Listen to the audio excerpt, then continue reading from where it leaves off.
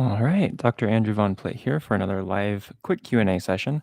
Um, it's been kind of a long day. The video is starting pretty late this evening, so I am also going to try to keep this one pretty short because I have several charts that need to finish this evening. So I'm going to try to get to the point and get off of here pretty quick. So there's basically three comments slash questions that I'm going to respond to in this video. The first one is from Lefty Crafter, who left a comment. I need to move where this screen is so I can actually see the full comment here. There we go. Left a comment on one of the Tai Chi 10 form videos and basically asked, where can I find basically the rest of these videos? And that they feel they're the best videos that are helping them learn the form. So first of all, I'm really glad to hear that you're enjoying the videos, that they're helping you learn this form. Secondly, the videos are on the way, so they're not available yet. I've said in previous live streams that I have filmed more videos for that series, and I'm working on getting them ready to post, and they should be up by the end of this weekend. At least the first one in that group of videos that I've made should be up by the end of this weekend. And so that series is going to continue forward, but at the moment, what is up is all that's available. So thank you for the comment. Thank you for the question. And there's your answer, Lefty Crafter. Let's see. The next question I'm going to go to is Nathan Cohen's again, one of the channel supporting members. So as always, thank you for being a supporting member. Really appreciate it. Really appreciate all the supporting members out there. Let's see, quick question about Standing Post. I have noticed as I adjust and breathe, the movement feels circular, like small circular movements, as if doing push hands. Is this normal? So the thing about Qigong is you're going to experience many different kinds of sensations. Some will be circular motions, some will be like a magnetic feeling in your hands, some will be warmth, some will be coldness, and all these things are things that you encounter as you practice Qigong.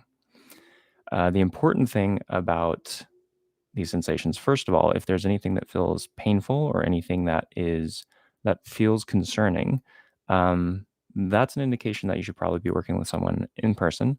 And it's not a bad idea at that point to go see like a Chinese medicine practitioner and see if there's anything that they can do, anything that they can figure out as to why you're experiencing that as you're doing your Qigong. So that's the first thing is if anything you're experiencing is uncomfortable, painful, concerning, that's an indication that you need to start working with someone in person.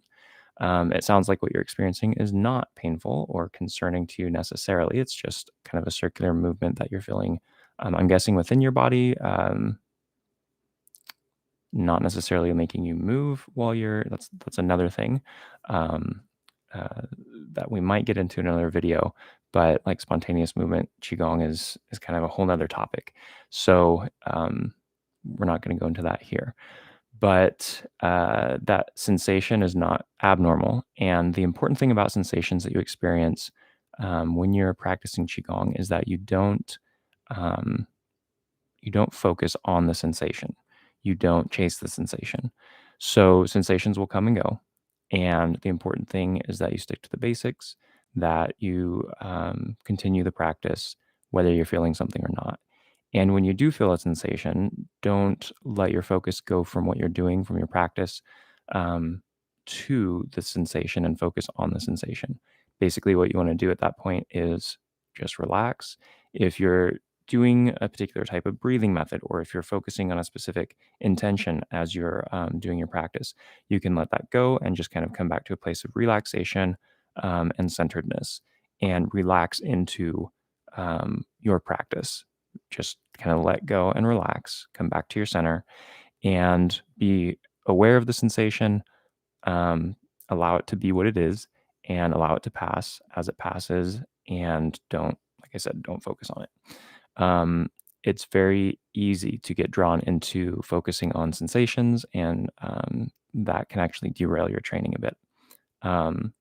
So anyone who's done Qigong or meditation or been exposed to them for any amount of time has probably heard this story. So for those of you, I apologize for putting you through the story again, but for the benefit of those who have not heard this story, the story is basically it can be a meditation student, a Qigong student, whatever.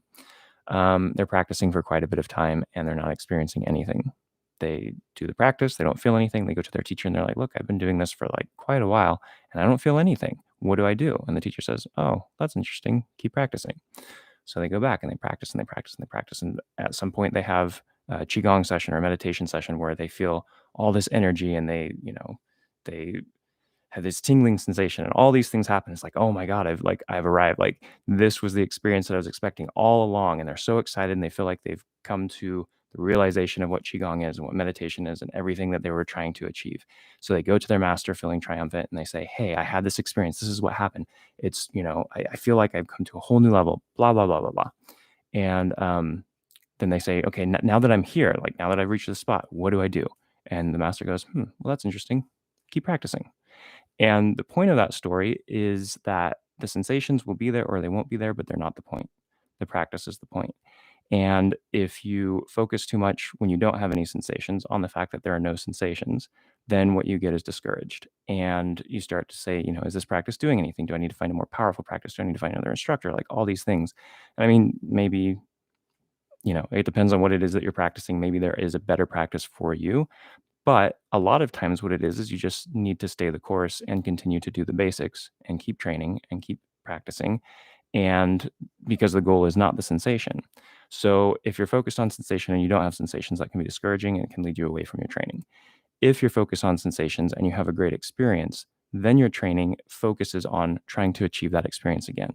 And the problem with that is you stop focusing on what you need to be focusing on to actually make progress in your training and you get stuck chasing experiences. And that's what I mean by it will kind of derail your training if that's what you focus on. So these things happen. You do have it. You're going to have different sensations. You're going to have different feelings. Sometimes it will be a feeling of energy moving in the body. Sometimes it will be a feeling of tingling in your hands. Sometimes it will be, like I said, magnetic field. Lots of different things can pop up, and don't chase those. Don't really worry about them unless they are something that's concerning, like I said earlier. But let it be what it is and focus on the basics, focus on your training and carry forward. So I think I answered your question on that. If not, do let me know and I'll touch on it again in a future video, but um, hopefully that answers your question. So good question. Thanks for leaving that question, Nathan. And let's see. There was one other comment. This one was left on the first Taiji martial arts application video that I put up. And it was left today. So very fresh comment by a YouTube user named Chinese Bob. And okay, they say, okay, this is a common application, but the problem is starting in Wuji stance with hands down. Your opponent might not be a grappler, but a boxer who will punch you in the head or in the ribs while your hands are down. Okay, totally valid point. If you're in a situation where you are facing someone who wants to hurt you, leaving your hands at your sides, not what you want to do, right? What I was taught is one of the best things you can do in that situation. You need your hands up, but you don't want to look threatening, right? And this is not legal advice. This is not like don't go get yourself in trouble with this. This is just for educational purposes only. But what you do is you bring your hands up, palms forward, so they're up. You have them so that you have protection, right? But you're also in a stance that's like, dude, calm down, back up. Like this is, I don't know why you're being aggressive. I'm not wanting a fight. Let's talk about this rather than coming up. Sorry about hitting the mic there. Rather than coming up with like your dukes up, ready to fight in a stance that's aggressive, because one, that sends a message of wanting to diffuse the situation. So that could be helpful. Two, it gets your hands where you want them, which is up. You're correct in that comment. You're absolutely correct. You don't want your hands down at your side in a situation like that. And there's other benefits to that as well. People who are watching later, if there's witnesses, I don't know if this is like wise advice here, but if people are talking about what happened later and you answer aggression by bringing up your fists like you're ready to knock someone out, it's not a good thing. If you answered aggression by bringing your hands up, saying, hey, let's calm down, and what you're really wanting to do is diffuse the situation, that's much better all the way around. One, because it's getting you in a good direction, diffuse the situation, don't get into a fight. And two, because you're not aggravating the situation by getting ready to punch someone in the face. So I completely agree with this comment. Yes, you should have your hands up. That's ideal. The reason the hands were down in this demonstration was, and it probably wasn't, I probably should have done two versions of it, one with the hands down, one with the hands up. to make that clear, but this was the first application video I did, and I think there are many things I could have improved on it. The reason I had the hands down was basically to mirror what you do in the form. When you start the form, your hands are at your side and you bring them up and then you bring them back down at begin Taiji.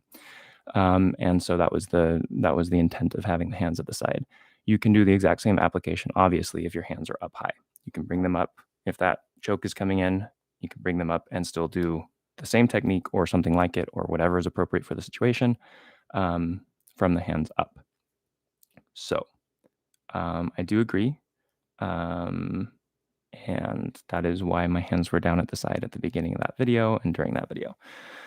So one other thing that I do want to point out, and this is not directly to you, Chinese Bob, because I don't think this is what you are doing in your comment, but in general, there is a tendency in martial arts application practice to do the what if scenario game. And it's an interesting game to play. And I think my favorite response to it was what my first martial arts instructor, Sensei Paul, would say when someone would start the what if game. So typically it would be a new student and he would demonstrate this is the application we're practicing. And the new students say, well, what if this, what if they throw a hook? What if they like punch at your, stomach? What if they kick you? What if this? What if that? And he'd be like, okay, well, what if they have a knife? What if they have a gun? What if there's, what if they have a bazooka and they're, 5 miles away from you? And what if, what if they have a bomb in their trunk? Like, there's only so many things you can train for. There's only so many scenarios that you can like actually train in, in a martial arts class setting, right? And the point of martial arts training is to develop, at least not the point in general of all martial arts training, but the point of paired partner practice where you're doing like drills. So you have like a single attack and you have a single application that you're practicing to that attack. It's not to practice the exact technique that you're going to use later in that exact scenario, because that exact scenario may never happen. The whole point of it is to develop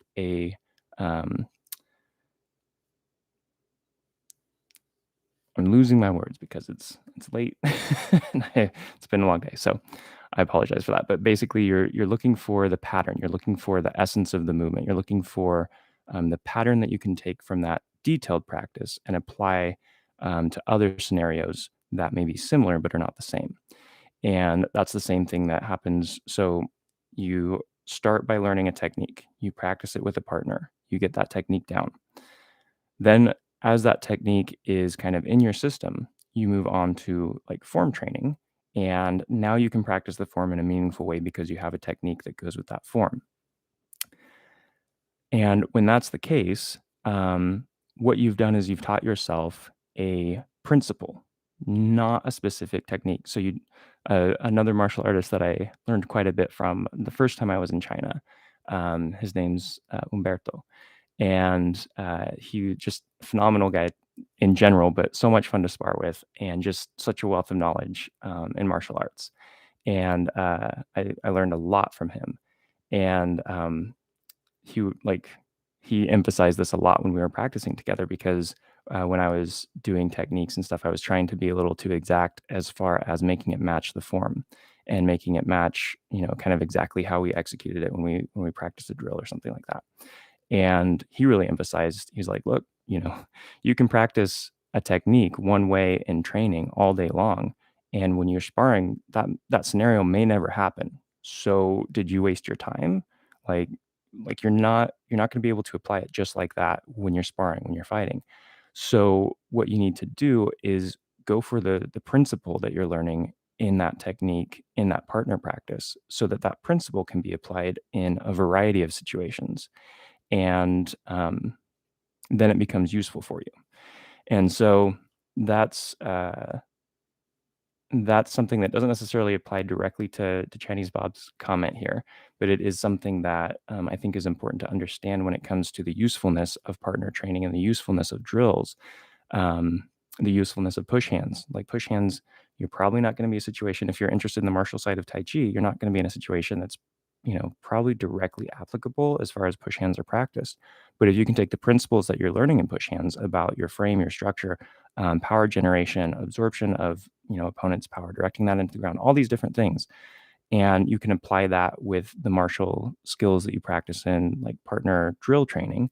Then these things start to become useful. But when you try to take them and apply them exactly, like I did it this way in training, so I'm going to do it this way. When I'm, sparring with someone, you're just going to be very frustrated because it's not going to work out the same. And that's part of what you're trying to develop with push hands is the sensitivity of how are things changing and where are they going. And as they change and develop, and you learn to move with that instead of trying to make it happen a specific way, that translates really well into being more fluid when you're doing martial applications or when you're sparring, um, so that you can apply, like I said, the techniques, the essence of the technique rather than the specific technique. So anyway, that was kind of a random tangent to go on, but I was inspired by Chinese Bob's comment. So thank you for that comment, Chinese Bob. Um, and it was a good observation. And if I ever make a video for that application again, I will be sure to include a version of it that starts with the hands up. So that was good. If anyone watching has any questions or comments, throw them in the chat. Otherwise, I'm going to wrap this up pretty quick because those were the comments that I was wanting to respond to today. I'll do a quick check to see if anyone has posted new comments since I started this video on any other videos that I could potentially respond to here. Do a quick refresh. I'm really hoping this stream is working because my computer's been super slow today. Even just refreshing the comments, like it's still thinking. So I'm hoping that you're actually getting a stream and not just a bunch of choppy images from me right now. Okay, refresh complete. No new comments on any videos. Cool. No comments in the chat here. All right, thank you all so much for watching. I'm going to go finish up some charts and hopefully get to bed at a decent time. And I wish you the best. I thank you all for your excitement around Tai Chi and Qigong. I thank you for your questions and your comments on my videos. It really helps me know what things are important to you guys, what things you are interested in knowing more about. So thank you for that. And I wish you all the best evening, the best of health, and I will talk to you again soon. Take care.